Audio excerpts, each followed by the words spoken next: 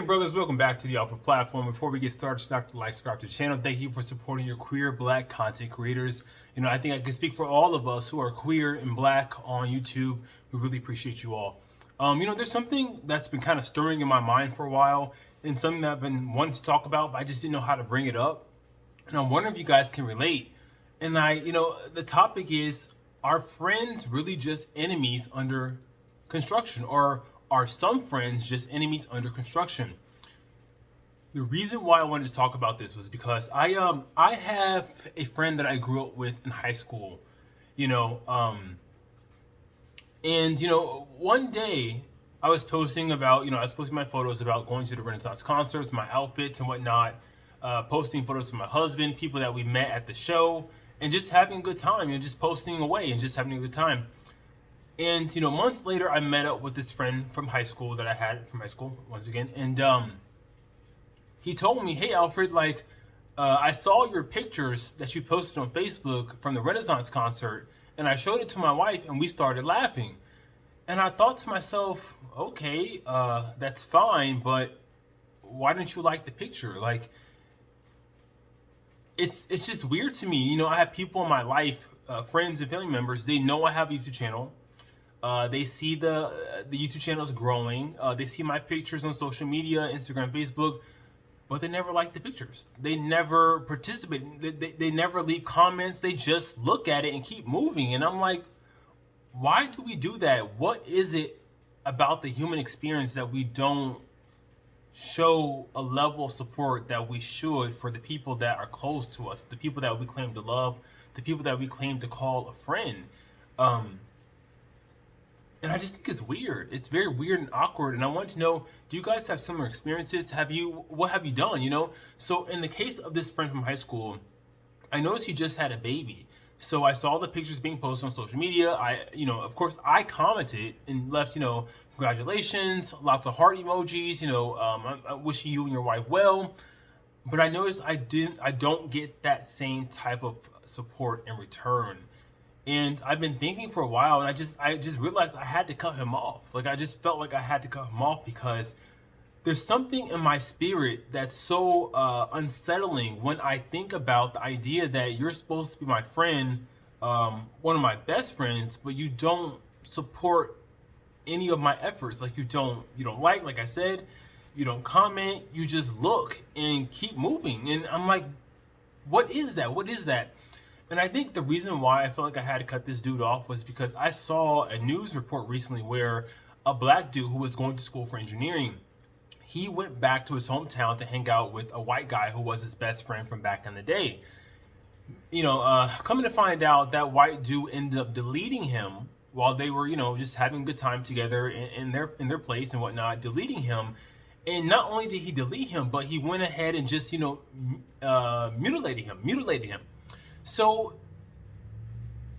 I just felt like a lot of people are jealous of you. A lot of people in your life, are jealous of you. People are watching you make moves, watching you level up in life, but they're not commenting, they're not liking, they're not wishing you well. I truly feel like those are the people you need to look out for. Those are the people you need to be worried about. It's a dangerous world out here. And you never know who's hating on you. I'm not saying I have mad haters, I'm this dude that got mad haters. I'm not saying that. I'm just saying that I would expect the people that actually know me in my real life to support me, but they just don't. They just don't, and it's the weirdest thing ever. I almost feel like people want this cloned image of me. They miss the old Alfred. But the old Alfred is dead. The guy with low self-esteem, all those problems, he's dead. And I feel like people back in the day that I grew up with, they liked that. They liked being around someone who thought so lowly of themselves. I guess maybe it made them feel good about who they were, their situation, whatnot. But I just realized I had to let this dude go. And it is disturbing, because sometimes he'll call me in the middle of the night. He'll leave me drunk text messages. He'll call me drunk. My husband feels like he's in love with me. I don't think this straight dude's in love with me. I just feel like he has this weird admiration or this weird competition with me. and I don't know what to do about it. You know, the same thing can be said about the gay friends, the quote unquote gay friends that I used to have when I was living in Dallas, going to school in Dallas. These people see my level up. They see my social media accounts. They see my YouTube channel, but only like maybe one or two have ever commented on it and just said, "Hey, congratulations! I see what you're doing." But the majority of them they don't say anything. They just don't say anything. They just see it and keep scrolling by. And I just wonder, what is it? Like, some of these dudes used to, like, make fun of me. Some of these dudes would like never invite me out to parties and whatnot. That, like, they would throw pool parties, huge elaborate pool parties. I was never invited. So I felt like I told myself, look, Alfred, as you get older, you're going to become that dude. Because my mom used to tell me, excuse me, Mr. Bug here. My mom used to tell me, Alfred, just wait until you hit 30, you're going to become that dude. And she was right. And the lack of support, once again, is the thing that's really disturbing me and it's not sitting well with me. So I think I'm going to go through my social media accounts and just delete people that I used to know, people that are not supporting, people that see my stuff and don't leave, comments or likes and whatnot. And I don't want to come off as being narcissistic and whatnot, but it just doesn't sit well with me. I don't know what it is. It just doesn't sit well with me. I feel like if you know someone and you grew up with a person and you see them doing well in life, you see them making moves, you see them traveling around, you see them, purchasing property or doing whatever they're doing to better themselves, why not leave a comment and support that person? Why not say congratulations? And I'm just finding out more and more that a lot of people that personally are not going to support you. They're not going to do it. When it comes to even being married, I feel like a lot of people that know me and my husband personally are just waiting for us to get a divorce, waiting for us to break up. And I think it's because so many people in our lives, my husband's life, and my life, particularly our family members, a lot of people are single women, and they're older single women. So they don't understand how we as gay men could find partners, and not only find a partner, but stick together for 10 years. They don't get it. So I almost feel like people are waiting for us to break up so they can say, "Hey, I told you so. Oh, I proved you right. Like, oh, I knew this was never going to work." So we're constantly fighting against that. Excuse me. I'm constantly fighting against that. And I want to know, do you guys have similar experiences? Like, and how do you handle it? Because I don't know what to think about it. I don't want to come off as being arrogant or cocky or any of those things, but it just, once again, it doesn't sit well with me. And I just want to remove these people from my life. And it's so sad that I get the most support from strangers, from you guys, my audience, my community. And it's very weird to me, because it's like I would love to see a level of support from people that actually know the real Alfred, the real me. Sometimes social media and YouTube can do a lot to a person's psyche, a lot to a person's personality. And before you know it, you can become a totally different being, a notorious being. And sometimes you can get so deep in it that you don't even recognize yourself anymore. Like, you've let your audience, you've let other people change you into a person you don't even recognize anymore. I don't feel like I'm at that point. What I want to say is, there are still elements of the old Alfred inside of me. And I wish the people that claim to love me, that grew up with me, would just embrace who I am now. So I don't know if you guys have gone through similar experiences. And if so, how have you handled it? Like, what do you do about this stuff? Because I don't know what to do about this stuff. I don't want to cut so many people off that I feel like I'm lonely, or that, I don't have close people around me. But I truly feel like a lot of people don't have my best interest at heart. Excuse me, my best interest at heart, and they're just waiting to see me fail. I don't know why,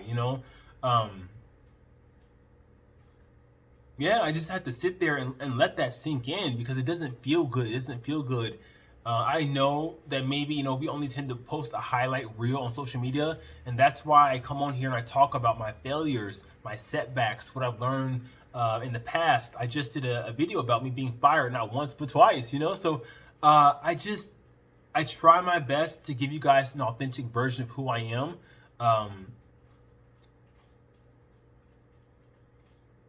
I just wish the people that actually know me would just show more support. So have you been in a similar situation? If so, how have you handled this? Like, what do you do about it? Do you just try to find new friends? Because I even feel like new people like, how do I get to trust? How do I go about trusting new friends and making new relationships with people? Because you get to a certain level as a man, and people only want you for what you can do for them. Does that make sense? Like, people only want you for the resources you have. You're only as valuable when it comes to being a man. You're only as valuable as what you can bring to the table. You know, I feel like women, when they're born, they have a level of value that is inherent to them. But as men, it's like you're only valuable if you can make money, you can bring money to the table, if you can be a provider, if you can be a protector and whatnot. But women don't have to go through such struggles, and I kind of keep that in the back of my mind as I get older and I try to meet new people. In terms of being gay, you know, not only is it about money, but how you look, you know, so people only want to be around you because you look a certain way, or you know, you go to the gym and you have a nice body, or, you know, you may have a nice looking husband. I don't know, but it's like everything is so fake and contrived and unauthentic. I'm sorry, you guys, I'm just thinking about this and let this settle in. It's so bad that there are people that used to be in my life that would say, oh, Alfred, I want you to come out to the club with me. Like, I want you to come out to the bars with me. And I would say, you know what? Oh yeah, fine, I'll come. But my husband's coming too. And they'd be like, well, why does he have to come? Or like, they'll ask me like, is your husband coming? And I'll be like, of course, he's my husband. Like, why would I go to a gay club or a gay bar without my husband? So, and then they would not respond. So I just knew that this was not the right person. These were people that probably would have not have invited me along when I was in my 20s, when I was less attractive. But now it's like, okay, since you've changed, now we want to be a part of your clique. Now we want you to join the parties and join the clubs and participate in, you know, now we want to dance with you. Now we want to invite you to the SEX parties and, you know, all that stuff. And it's like, no, I don't want to do those things. Like, if you weren't rocking with me at my lowest, why do you want to rock with me now that I'm doing better? Now that I feel better about myself, you know? So it's weird. It's a weird situation. And sometimes I feel guilty because when, for example, my past high school best friend will call me now and leave me all these messages, drunk and whatnot. I just ignore them. I just ignore them, and I feel guilty about it sometimes. But then I realize I don't think I want to have a person like this in my life, a person that's, you know, making sarcastic remarks about me, because I feel like sarcasm is just a disguise for their true feelings about who you are and how they truly feel about you. So he would leave little sarcastic remarks about me. He'll say it in a text message and whatnot. Oh, like, you know, just random stuff. He would say it in a way that could be taken as sarcasm. So if I were to get offended, he could say, oh, you can't take a joke. But for me, I don't play with sarcasm. Like, sarcasm to me is like it's passive aggressive to me. So if someone, you know, cracks a joke in a sarcastic way that's a little bit belittling to me, I will, you know, I'll look into it and I'll be like, you know what, that's how you truly feel about me and I need to move around. So it's sad because I always thought this dude was my friend, one of my best friends. It's sad because, you know, when I was growing up in high school, he was one of the only people that would come to my house, hang out with me on Friday nights, play video games with me. But I just always felt a level of competition from him. Even to this day, just a level of competition that's unnecessary. Like, if it was me on the track team or the cross country team, he was upset that I was the captain. When it came to me in grades, you know, constantly competing about who got the best grades, who was voted most likely to succeed. And for me, I was voted most likely to succeed in high school.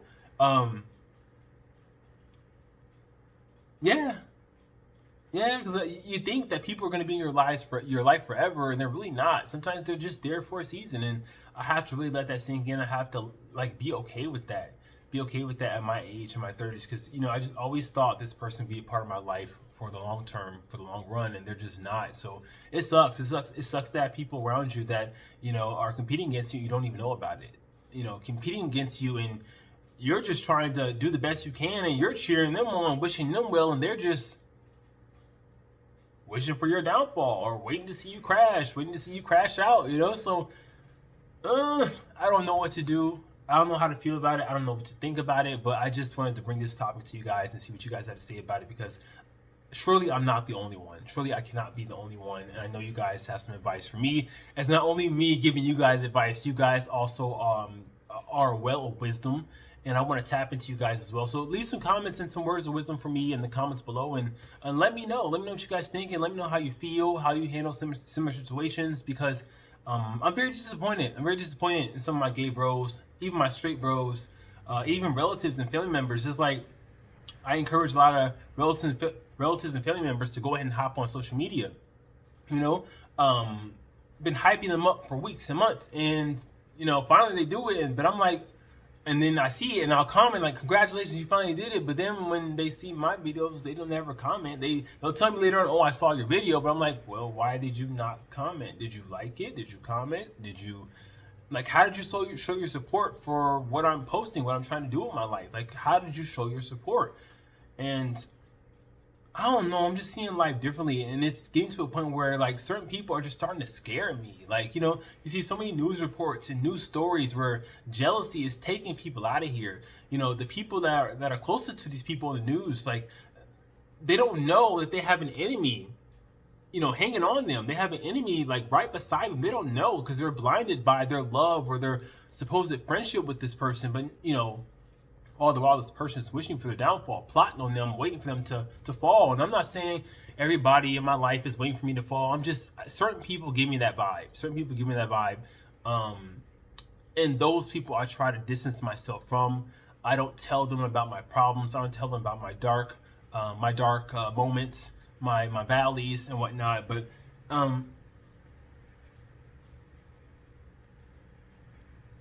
it sucks to be successful.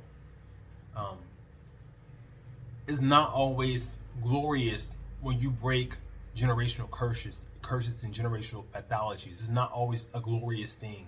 You know, it comes with a lot of baggage. It comes with a lot of people looking at you crazy. It comes with a lot of people saying, why him and not me? Like, why did he get to do X, Y, and Z and not me? Why can he do X, Y, and Z and not me? You know, there's a dark side to breaking free and breaking away from the pack and the crowd that we don't really talk about, we don't really consider. But like I always tell you guys, I really feel like being gay was my biggest blessing, because I was gay, I turned that rejection into ambition. And I used my pain to really empathize with other people. Because growing up, I always just assumed in my mind that if I was hurting, you know, in deep pain because I was in the closet and I had no one to turn to. There was no support at home. There was no support at school. There were no safe spaces for me, you know, growing up. So I always assumed that everybody I ran into as a child and a teenager, they had an equal level of pain going on in their lives. So I would always empathize with them, be kind, be compassionate, you know, be there for them the best way that I knew how. But I realized that maybe empathy is a superpower, because a lot of people cannot empathize with other individuals. A lot of people they do not have a level of compassion for other individuals. And maybe it is just a superpower that some of us have and others do not. I don't know. I'm not saying I'm better than those people who do not have, you know, the ability to empathize, or who cannot have a level of compassion for other people. I'm just saying I'm growing up and I'm learning a lot and I'm changing a lot. And that also involves reevaluating who I have in my inner circle. So, yeah, let me know what you guys think in the comments below. Wolf is back. Wolf Pack. Take care. Peace.